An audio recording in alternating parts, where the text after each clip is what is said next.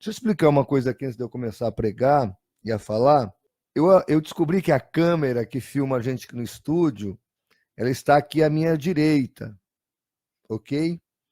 Vocês podem ver que a hora que eu começo a falar, o pastor Edson Miranda vai cooperar lá no telefone e tudo mais. Então eu fico aqui sozinho. A semana passada, eu não tinha noção do jeito que a câmera filma. Então eu falava aqui, olhando para o microfone, como se eu estivesse conversando com alguém do meu lado, porque eu estou falando com o ouvinte. Mas para você ver a maldade dos adventistas do sétimo dia, pelo menos da militância adventista, pastor Edson Miranda, eles disseram que eu estava aqui na rádio conversando com o espírito do pastor Natanael Rinaldi, porque eu estava olhando do lado aqui para a cadeira do lado. Esse tipo de gente é perturbado mesmo pelo diabo, pelas trevas, porque, puxa vida, né? Inventam coisas. É muito similar ao que a gente vê na política. Eu vou falar disso essa noite. A gente tem uma política brasileira que é meio sectária. Ou eu ainda estou em dúvida se é as seitas que copiam da política ou é a política que copia dos movimentos sectários. Vocês estão entendendo? Eles inventam as maiores barbaridades, porque a intenção deles não é com a verdade, é com o denegrir o próximo. Essa é o fato. Muito bem.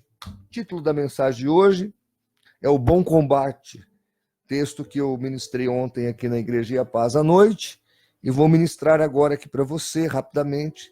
Vou focar apenas em um ponto. Nós lemos ontem aqui na igreja todo o capítulo 4 de 2 Timóteo, e nós focamos em toda a mensagem de Paulo, aqui, sua última mensagem, diga-se de passagem, sua última homilia. Foi realmente palavras que estão aqui marcando o nosso coração. Para você entender o contexto dessa última carta e desse último texto do capítulo 4, eu recomendo que você alugue o filme Paulo, Apóstolo de Cristo. Pastor Edson Miranda não assistiu, deveria assisti-lo, é muito bom. E aí depois você leia de novo o último capítulo, aliás, o último capítulo e a última carta de Paulo, e você vai entender a profundidade desse texto e a profundidade do que Deus está falando aqui. Ele diz assim: combati o bom combate, acabei a carreira e guardei a fé. Primeira coisa que nós observamos aqui é que na vida cristã não é importante como você começa. Na vida cristã, o importante é como você termina. Lá em Apocalipse, capítulo 2, quando a gente lê a carta aos Efésios, né, a cidade de Éfeso, nós observamos que Jesus faz uma reclamação daquela igreja. E ele fala: olha, tenho contra vocês que vocês deixaram o primeiro amor. Lembra-te de onde caíste e volte ao primeiro amor. E hoje em dia é muito comum a gente ouvir na vida cristã as pessoas dizerem assim: quando eu estava no primeiro amor, quando eu cheguei na igreja, eu tinha aquele fogo do primeiro amor. Mas a Bíblia diz que quem não está no primeiro amor está caído. Porque nós temos que viver um contínuo primeiro amor. Porque quem crê em Cristo, rios de água viva correrão do seu interior todos os dias, todas as manhãs, todos os momentos. Então não existe esse negócio de viver um momento na fé e depois passar. Não, nós temos experiências com Deus todos os dias. E Paulo está dizendo: olha, eu combati o bom combate, eu acabei a carreira, mas eu guardei a fé. E quando você lê esse capítulo 4 de 2 Timóteo, você fica impressionado com a riqueza, com a profundidade. E ele ainda fala assim: traz os pergaminhos, os manuscritos, traz a minha Bíblia, traz meus livros. Ele ia ser executado. E ele estava pensando em fazer mais uma meditação bíblica, pensando em escrever mais alguma coisa, pensando em ler mais. Quer dizer, Paulo não perdia a esperança, mesmo diante do carrasco, mesmo diante da espada, mesmo diante do martírio, ele não desistia de ter fé. Isso é espetacular. Eu estava até contando ontem que um pastor da minha cidade, um homem que foi grandemente usado por Deus, num determinado momento chegou até nós e disse: você quer comprar uns livros, os meus livros, para a biblioteca do CACP? Eu disse para aquele homem, para aquele pastor, falei: olha, pastor, quais livros o senhor quer vender? Não, eu quero vender tudo. Aí ele trouxe 3 caixas de livros. Aí eu falei: olha, a maioria aqui eu tenho. Eu falei: mas compre para me ajudar. Aí eu me lembro que ele pediu R$ 800 daqueles livros todos. E eu fiquei até com dó, porque valia mais, mas eu tinha a maior parte daqueles livros. A minha biblioteca, quer dizer, a biblioteca do CACP tem 10 mil livros. Eu tenho muita coisa. Mas eu juntei todo o dinheiro que eu tinha lá e comprei os livros dele para ajudá-lo. Uma parte eu dei para meus alunos, outra parte eu guardei lá na biblioteca, está guardado lá até hoje.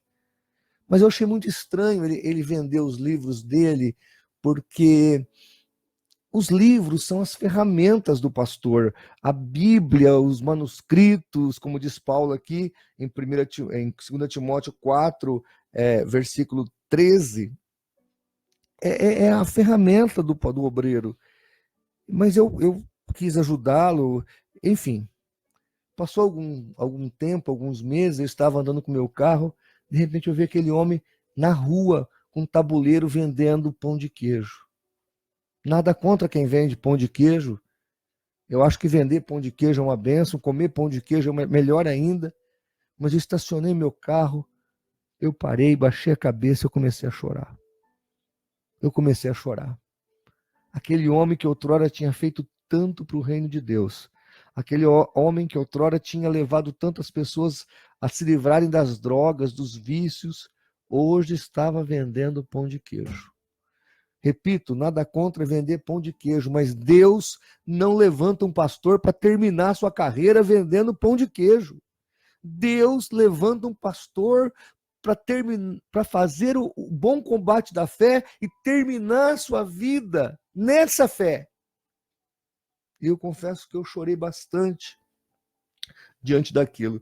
E aí eu me lembrei de um outro fato, antagônico a este, que aconteceu aqui em Santos, na IEPAS. Eu estava na casa do saudoso pastor Nathanael Rinaldi, e uma irmã ligou dizendo que tinha uma caixa de livros para doar.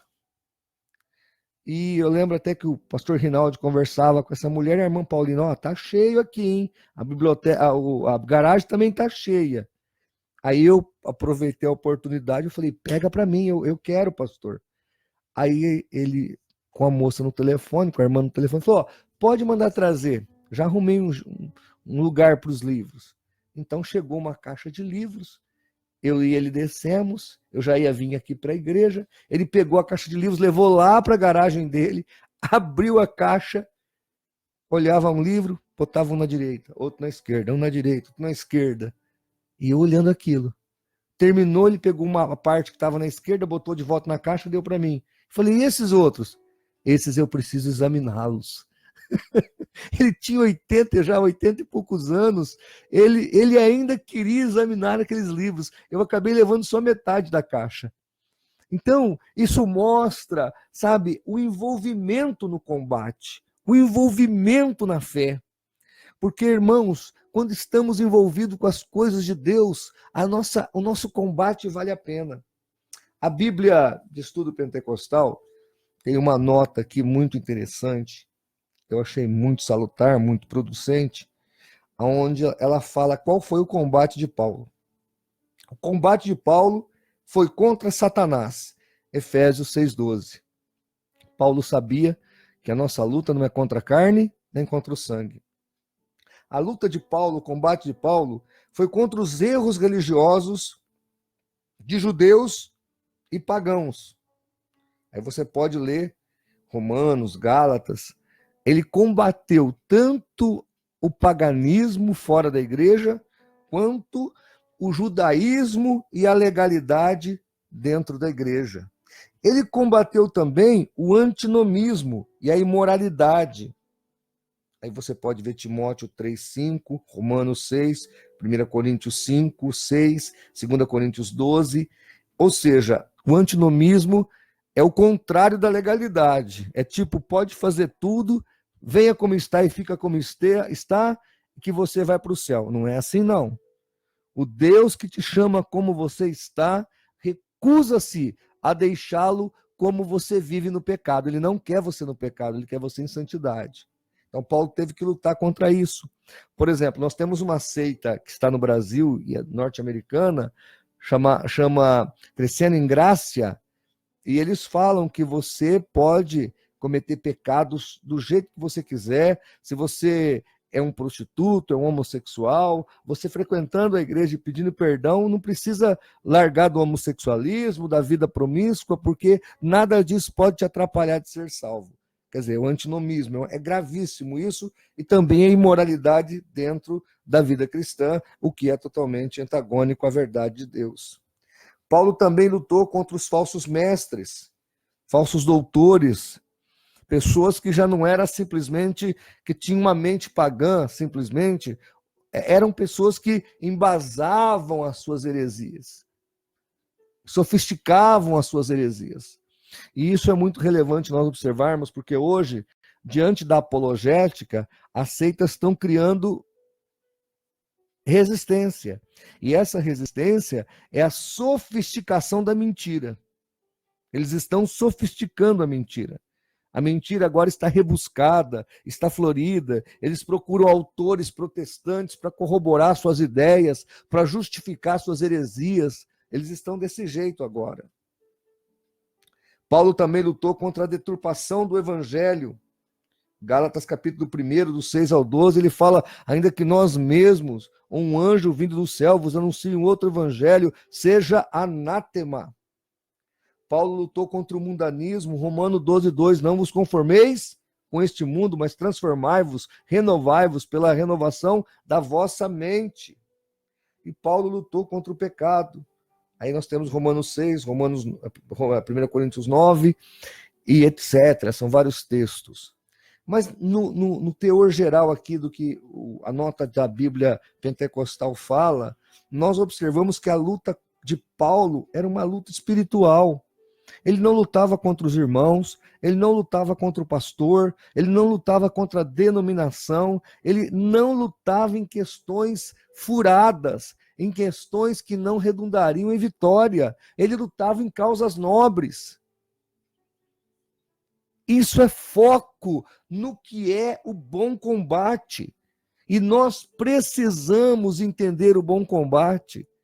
Então, meu querido, você que está me ouvindo pelas ondas desse rádio, você que mora aqui na Baixada Santista, em São Paulo, nós iremos combater o bom combate hoje à noite. Começaremos hoje à noite, do dia 6 ao dia 7, um grande seminário apologético sobre seitas e heresias, sobre doutrinas. Não percam, estejam aqui hoje às 19h30, venham ser abençoados pelo poder da palavra de Deus.